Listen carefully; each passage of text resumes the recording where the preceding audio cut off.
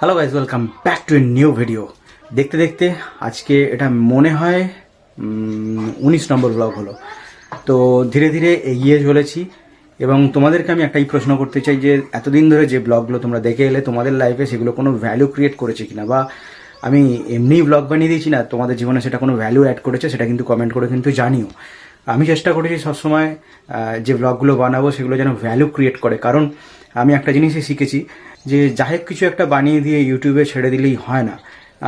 নিজের মেন্টাল যে একটা স্যাটিসফ্যাকশন থাকে, সেই স্যাটিসফ্যাকশনটা কোনো একটা জায়গায় গিয়ে কাজ করে, যে লাস্টে গিয়ে মনে হয় যে আমি কি দেখাচ্ছি, আমি যেটা দেখাচ্ছি সেটা কাউকে ইন্সপায়ার করছে কিনা, বা কারোর লাইফে সেটা ভ্যালু ক্রিয়েট করছে কিনা। তো সেটা আমি খুব নজরে রাখি, সেটা আমি খুব খেয়াল করি, আর সেইভাবেই ব্লগগুলোকে বানাতে চেষ্টা করি যাতে ফ্যামিলিটা সবাই দেখতে পারে। আর বাংলা ব্লগে আমি বলেছি রিভলিউশন আনবো, তো আমি আনবই। কন্টিনিউয়াস আমি ব্লগ দিয়ে যাবো এইভাবে, আর ভ্যালু ক্রিয়েট করতে থাকবো। আর তোমাদেরকে কতটা ভ্যালু ক্রিয়েট করছি তোমরা কিন্তু কমেন্ট করে জানাতে ভুলবে না। আজকে এখন যাচ্ছি আমি ভান্ডারহাটিতে। তোমাদেরকে একটা জিনিস শেয়ার করা হয়নি, সেটা শেয়ার করা ঠিক হবে কিনা সেটাও বুঝতে পারছি না, কিন্তু মনে হলেও শেয়ার করে দেওয়া উচিত। তো আমাদের দীর্ঘ 10 বছর আমাদের বিয়ে হয়েছে, এখনও পর্যন্ত আমরা নিঃসন্তান। না, দুঃখ নেই, অবশ্যই দুঃখ নেই, আর কেউ সহানুভূতি দেখানোর চেষ্টা করো না। তো সেই কারণে আমরা ডাক্তার দেখাচ্ছি, আর সেই সঙ্গে আমি অ্যাডপশনও নিচ্ছি। অ্যাডপশনের জন্য অলরেডি অ্যাপ্লাই করে দিয়েছি, ওয়েটিং লিস্টে আছি, যেটা আগে আমি ভিডিওতে দেখিয়েছিলাম। এখন সেই ডাক্তারের কাছেই যাব ওষুধ আনতে। তো সেই কারণে আর দেরি না করে আমি বেরিয়ে পড়ি। অলরেডি অনেকটা দেরি হয়ে গেছে, আর দেরি করবো না। তো এখন 11:25 বাজে, আর আমি বেরিয়ে পড়লাম ডাক্তারখানার জন্য। অনেকটাই দেরি হয়ে গেছে, 12টার মধ্যে ওখানে পৌঁছতে পারলে ভালো হয়, কিন্তু আমি যেহেতু 11:30টায় বেরোচ্ছি প্রায়, তো মোটামুটি 12:30টায় গিয়ে পৌঁছাবো। এই হচ্ছে সেই ফেমাস রাস্তা যেটা রিল করেছিলাম, এবং সেই রিলটা ইনস্টাগ্রামে প্রচুর ভিউ হয়েছে। এই সেই রাস্তায় যেখানে লাদাখ যাওয়ার আগে প্রচুর প্র্যাকটিস করেছি। এই ডাক্তারখানা পুরোটাই গাছগাছালিতে ঘেরা, আর এখানে এরকম পুরোনো একটা গাছ দেখতে পেলাম। কি লেখা আছে দেখতে পাচ্ছ? বৃদ্ধ সন্ন্যাসী, ওল্ড মঙ্ক। 150 বছর পুরনো এই গাছ। এই যে ক্যাকটাস গাছটা দেখতে পাওয়া যাচ্ছে, 150 বছরের পুরনো। ওয়াও। এখানে ওষুধ নেওয়া হয়ে গেছে, এবার এখান থেকে বেরিয়ে চলে যাই। 1:30 বাজে, খুব তাড়াতাড়ি হয়ে গেছে। আমাকে অনেকেই প্রশ্ন করছে যে আমি ট্রাভেল বা বাইকিং ছেড়ে হঠাৎ করে এই লাইফস্টাইল ব্লগের প্রতি এত ঝুঁকলাম কেন। তো তাদেরকে বলে রাখি, তো তাদের জন্য এটাই উত্তর, না, আমি বাইকিং ছাড়িনি। বাইকিং রিলেটেড ভিডিও হয়তো আসছে না চ্যানেলে, সেই কারণে হয়তো তোমরা ওই চ্যানেলে ভিডিও দেখতে পাচ্ছ না, কিন্তু আমার লাইফস্টাইল ব্লগ একদিক থেকে পছন্দ, আর আমি লাইফস্টাইল ব্লগ এমনিতেও করতে ভালোবাসি। এটা অনেক চ্যালেঞ্জিং, তো ওটাতেও চ্যালেঞ্জ আছে, এটাতেও চ্যালেঞ্জ আছে।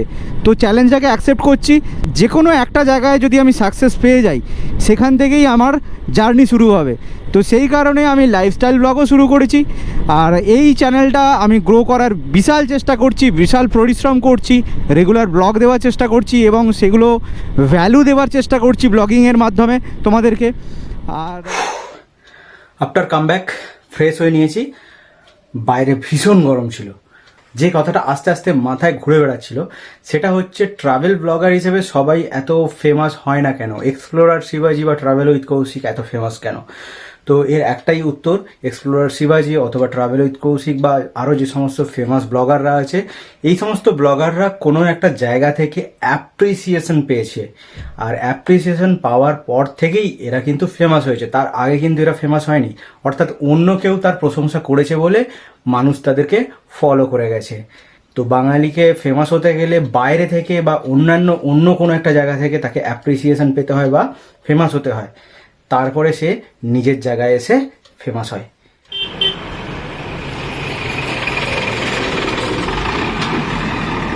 টাইম পেলাম, চলে এলাম স্কেটিং করতে।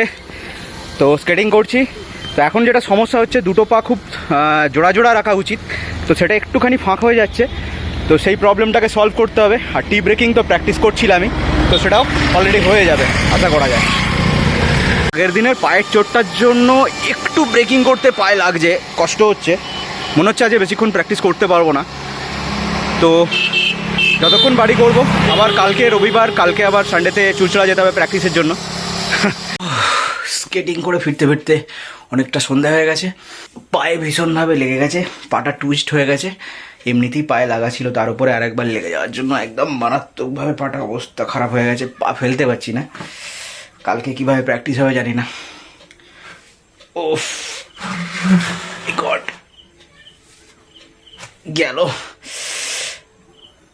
পা ভালো করে ফেলতেও পারছি না। যদি পা ভালো করে না ফেলতে পারি দেন